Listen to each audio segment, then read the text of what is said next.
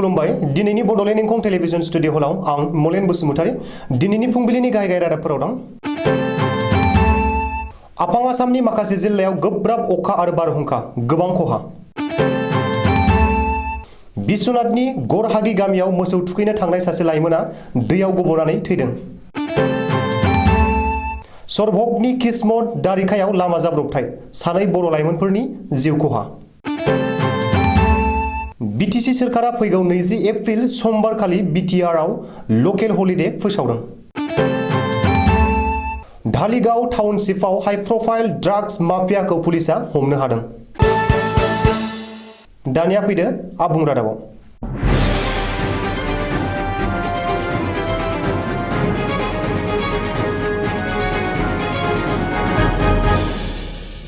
आफां आसामनि धुबुरी, खोला सालमारा, गवालपारा आरो बरपेटा जिल्लानि गोबां जायगायाव रोजा अखाजों लोगोसे गोख्रों बारहुंखा बारनायाव गोबां अखा हादों।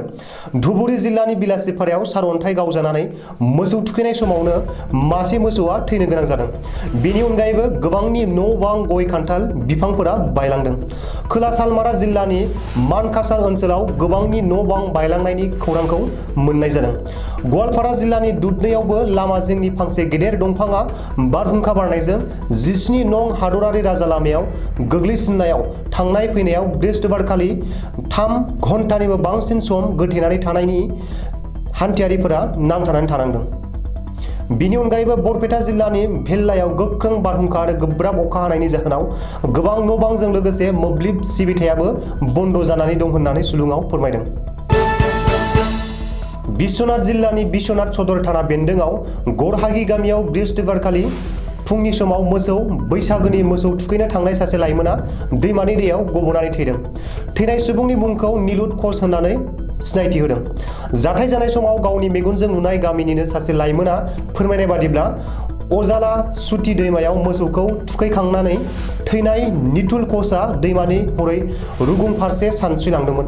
बे समावनो जेब्ला हरै रुगुंखौ मोनहैहां जायो अब्लानो निलुत कचआ दैमानि फाखनजों बोदोलांजानानै थैनो गोनां जादों।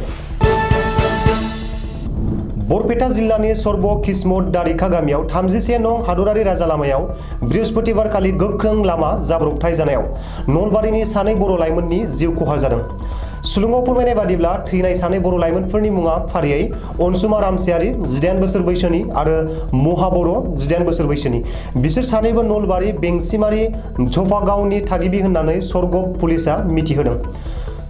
जाथाय जानाय जायगानि सुबुंफोरा फोरमायनाय बादिब्ला बिसोर सानैबो AS 14K3551 नम्बरनि गंसे बाइकजों सानजा फारसे फैगासिनो दंमोन। बे समावनो किस्मत दारिखा गामियाव 31 नं राजा लामानि सायाव औवा दैखांनो थाखाय गसंनानै थानाय NL01AA 4141 नम्बरनि गंसे ट्राकनि उनथिंजाय सौग्रावहैनायाव जायगायावनो जिउ गोमायो। जाथाय जानायनि उनाव ट्राकआ खारखोमादोंमोनब्लाबो आथिखालाव पुलिसा ट्राकखौ जब्द खालामबाय होननानै खौरां मोननाय जादों।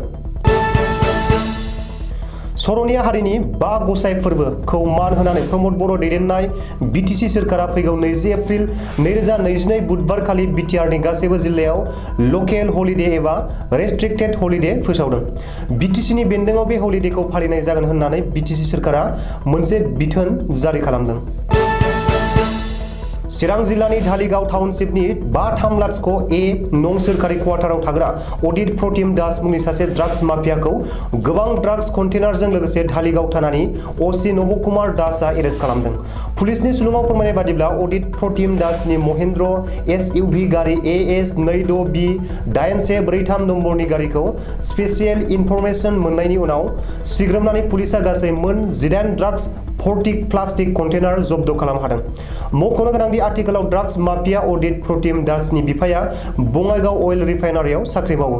अब्लाबो नाथाय अदित प्रतिम दासआ गोबाव समनिफ्रायनो ड्राग्सनि फालांगि खालामबोगासिनो दंमोन होननानै पुलिसा मिथिहोदों। दिनैनि रादाबा एसेनोसै। गोजोन्थों।